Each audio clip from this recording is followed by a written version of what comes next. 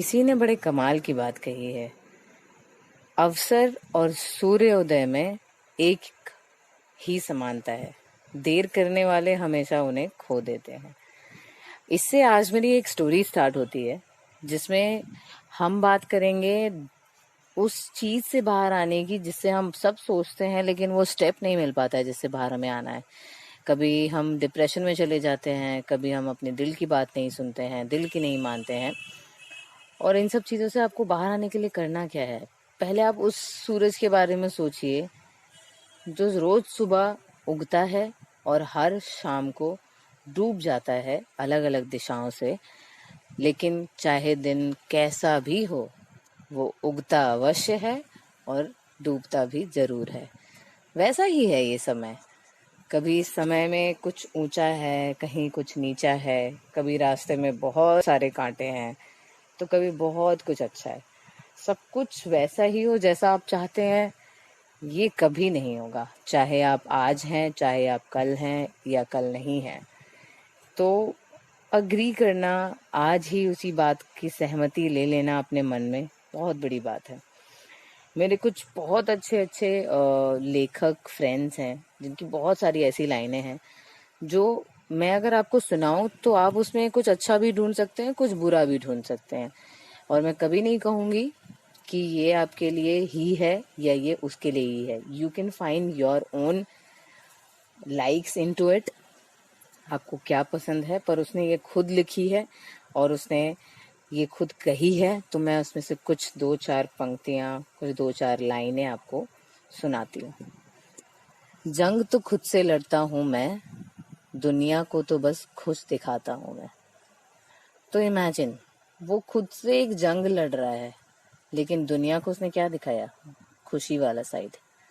इसके दो तरीके हैं सोचने के, कि वो बहुत दुखी था लेकिन दुनिया को उसने अपना खुशी वाला साइड दिखाया, या फिर मैं जो तरीका देखती हूँ वो ये है कि वो जब वो दुनिया को एक खुशी वाला साइड दिखा रहा था तो उसने उसमें अपने लिए एक नई खुशियां ढूंढ ली।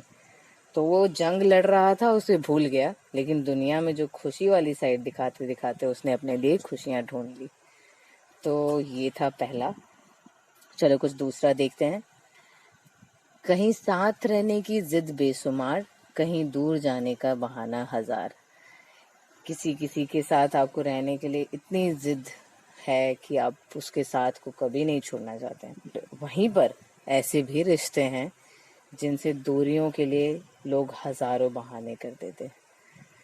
क्या उसने सही कहा या गलत, ये मैं आप पे सोच छोड़ती हूँ। पर सोचना जरूर कि क्या आप किसी ऐसे रिश्ते में हैं जिसमें आपके पास बेशुमार बहाने हैं उसके साथ रहने के। Do comment in my Instagram profile which is @digitalpkp। चलो कुछ दूसरा देखते हैं।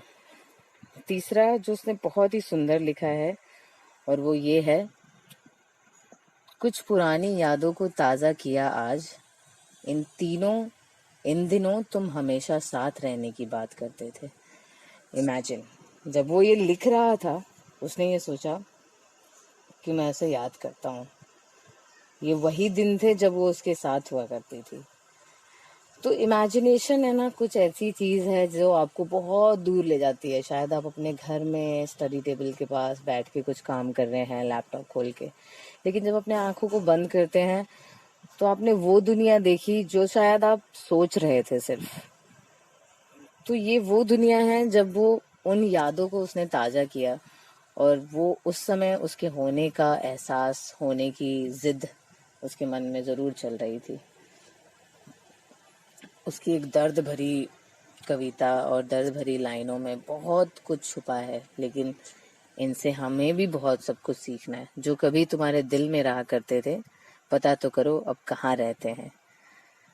मतलब मैं शायद ये कहूँगी कि हर इंसान जो आपके दिल में है, इसको सुनते वक्त, क्या वो आज आपके साथ हैं? और अगर आपके साथ नहीं है तो क्या उसका कारण आप हैं या वो है? क्या आप इसको सही कर सकते हैं? अगर वो नहीं है तो can you do something to make your relationship better? Relationship में कभी भी मेरा, तुम्हारा, तेरा नहीं होना चाहिए। ये कहना बहुत डिफ़िकल्ट, आसान सा है लेकिन डिफ़िकल्ट उतना ही है अपनाना इसे। और जिसने अपना लिया उसने key to the success of the great relationship ढूंढ लिया। कुछ लाइनें ऐसी हैं जो आज भी बताती हैं कि क्या वो दिन थे। आईने से कहना दिल छोटा न करे, अपनी बिंदी अब किसी और की आंखों में देखकर ठीक करती है। उस कविता, उस शायरी, उस हर इंसान के लिए जब ये प्यार से ऐसी लाइनें लिखी जाती है या इमेजिनेशन से सोचा जाता है कि उस आईने से वो ये कहना चाह रहा है कि वो दिल छोटा ना करे, क्योंकि अब वो बिंदी किसी और की आंखों में देख के लगाती है। लेकिन आज उसे ये भी नहीं पता कि क्या सच में वो उसकी आंखों में देख के लगाना चाहती है या सिर्फ लगा रही है। तो कभी भी आपको जब ये लगे कि आप एक ऐसे रिश्ते में हैं, ऐसे जगह में हैं या ऐसी चीज़ों में हैं जिससे आपको 1000 लाख बहाने चाहिए हर रोज़ उसी में रहने के, तो do your best, make your best, come out the best way possible. और अगर आपको लगता है कि आप किसी टॉक्सिक रिलेशनशिप में हैं जिसका सूरज कभी नहीं उगने वाला, तो प्लीज़ उससे बाहर आ जाइए।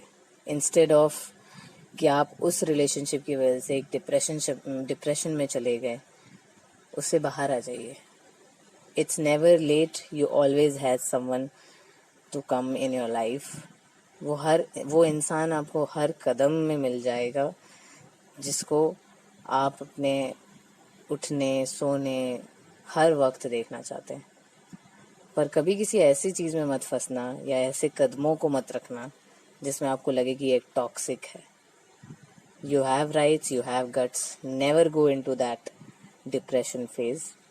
क्योंकि लाइफ आपको भी उतनी ही जीनी है जितनी किसी और को जीनी है। तो आप अपनी लाइफ को बेस्ट वे पॉसिबल बनाइए, ये मेरा इतना सा कहना है। तो come out in any best way possible. पता नहीं अच्छा लिखती हूँ या बुरा लिखती हूँ, पर जो लिखती हूँ दिल से लिखती हूँ। ये आखिरी वाली लाइन मेरी खुद की है और मैं हमेशा यही सोचती हूँ कि मैंने आज तक जो भी लिखा है, पढ़ा है, जितना भी क्रिएट किया है, सब कुछ it's all from my heart. कोई इमेजिनेशन की उस कड़ी को नहीं तोड़ा मैंने जो मेरे दिमाग में आती रही। तो जैसे जैसे आया वैसे वैसे लिखती गई, वैसे वैसे आप लोगों के साथ शेयर करती गई और आप लोग को खुश रखने की बहुत सारी कोशिशें करती गई।